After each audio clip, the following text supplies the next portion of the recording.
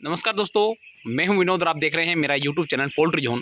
दोस्तों, बहुत सारे फार्मर भाई मुझे कमेंट करके पूछते हैं कि सिंगल फेस का उनको जो है कंट्रोल पैनल बनाना है, 3 फेस का कंट्रोल पैनल बनाना है।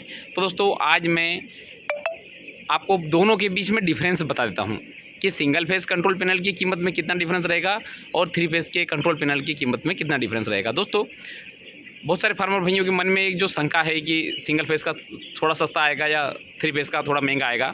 दोस्तों, दोनों में लगने वाले इक्विपमेंट मैं आपको बता दूंगा, उसी से आपको अंदाज़ा लग जाएगा कि इतने इक्विपमेंट लगते हैं तो उनके बीच में कितना वेरिएशन रहेगा कीमत का। तो दोस्तों, हम सिंगल फेस में बात करते हैं। हमें पैनल बॉक्स भी लगेगा, वायरिंग भी लगेगी, टेम्परेचर कंट्रोलर भी लगेगा, क्योंकि अब हम चाहे सिंगल फेस में फार्मिंग कर रहे हैं, फार्मिंग तो पोल्ट्री फार्मिंग ही कर रहे हैं ना, तो उसमें टेम्परेचर कंट्रोलर भी हमें लगेगा, टाइमर भी हमें लगेगा, कॉन्टैक्टर भी लगेंगे, माउंटिंग चैनल लगेगी, इंडिकेटर लगेगा। अब इंडिकेटर जैसे इसमें अब सिंगल फेस का है तो इसमें एक ही रहेगा, वो चाहे हम रेड लें तो रेड या ब्लू लें तो ब्लू, कोई सा भी हम लेना चाहें तो ले सकते हैं। जो है इंडिकेटर हमें एक ही, इंडिकेटर बल्ब हमें एक ही लगेगा। दूसरा सिलेक्टर स्विच जो ऑन ऑफ और ऑटोमेटिक जो रहता है वो भी मैं आपको पूरा अभी जो इसी वीडियो में बताऊँगा।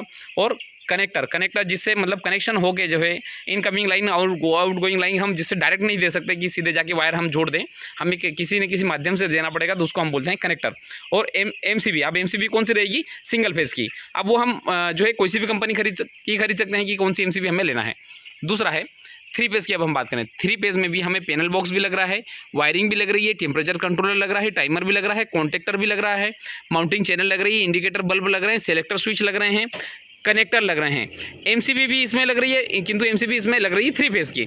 और सिंगल फेस प्रिवेंटर, चूँकि ये 3 फेस वाला है कि 3 फेस में मान लीजिए एक फेस अगर नहीं आ रहा है या फिर एक फेस शॉर्ट सर्किट होकर आ रहा है या फिर कम ज़्यादा आ रहा है, तो सिंगल फेस प्रिवेंटर हमें 3 फेस में काम में आता है। सिंगल फेस में हमें 3 फेस की कोई आवश्यकता नहीं है। तो 3 फेस और सिंगल फेस में सिर्फ और सिर्फ हमें सिंगल फेस प्रिवेंटर का डिफरेंस है और दूसरे कंट्रोल जो एमसीबी जो हम लगा रहे हैं उस एमसीबीओं का डिफरेंस है। यहाँ पे हम सिंगल फेस की एमसीबी लगाएंगे, यहाँ पे हमने 3 पोल, यहाँ सिंगल पोल की एमसीबी लगेगी, यहाँ पे 3 पोल की एमसीबी लगेगी।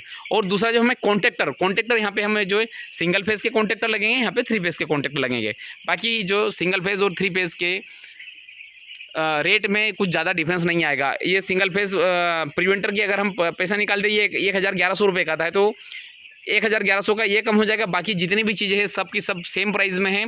तो अगर मान लीजिए 26,000 का पड़ रहा है तो ये एक सिंगल फेस का आपको 25,000 में पड़ेगा।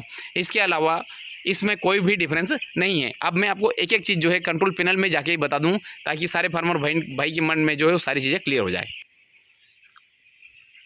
दोस्तों, ये हो गए हमारे रेड, येलो, ब्लू तीनों इंडिकेटर। ये इंडिकेटर बल्ब होगा, ये 3 फेस की बात कर रहा हूँ मैं। अगर हम यहाँ पे सिंगल फेस रहेगा तो यहाँ पे सिर्फ एक ही बल्ब जो है इंडिकेटर हम लेंगे कि कंट्रोल पैनल में लाइट आ रही है या नहीं। तो ये हो गया हमारे सिंगल फेस और 3 फेस के लिए तीनों इंडिकेटर। सिंगल फेस के लिए एक ही ले रहेगा।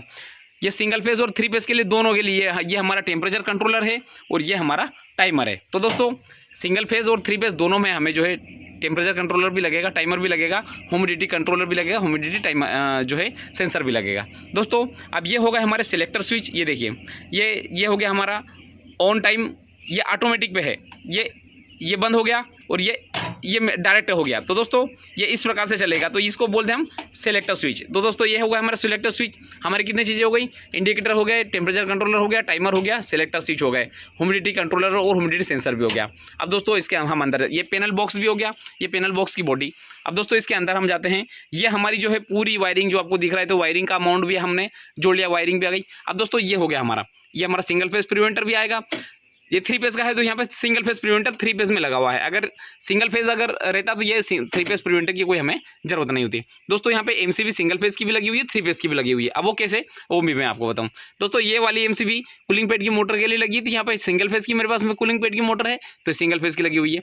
अब यहाँ पे 3 फेस की मेरे पास जो 2 मोटर है पंखे के लिए, तो 3 फेस की लगी हुई है। अगर मेरे पास में यहाँ पे सिंगल फेस का अगर लोड होता तो ये एमसीबी भी सिंगल फेस की होती। बाकी ये जो कॉन्टैक्टर जो आपको दिख रहे हैं, इसको हम कॉन्टैक्टर बोलते हैं। ये कॉन्टैक्टर जो है अभी 3 फेस के हैं। अगर मेरे यहाँ पे लोड अगर सिंगल फेस का होता तो ये कॉन्टैक्टर भी सिंगल फेस में भी आते हैं, तो यहाँ पे हम वो सिंगल फेस के कॉन्टैक्टर लगे हुए होते हैं।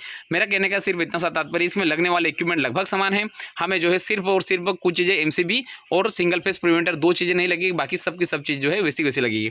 अब इस चैनल की, जिस चैनल के ऊपर जो है ये पूरा सिस्टम कसा हुआ है, उसको माउंटिंग चैनल बोलते हैं। तो देखिए ये माउंटिंग चैनल है, और ये जो इनकमिंग लाइन और आउटगोइंग लाइन के लिए, यहाँ पे खैर आउटगोइंग लाइन के लिए मैंने कनेक्टर नहीं लगा रखे, किंतु यहाँ पे इनकमिंग के लिए मैंने लगा रखे हैं। इसको हम बोलते हैं कनेक्टर, के टाइप कनेक्टर।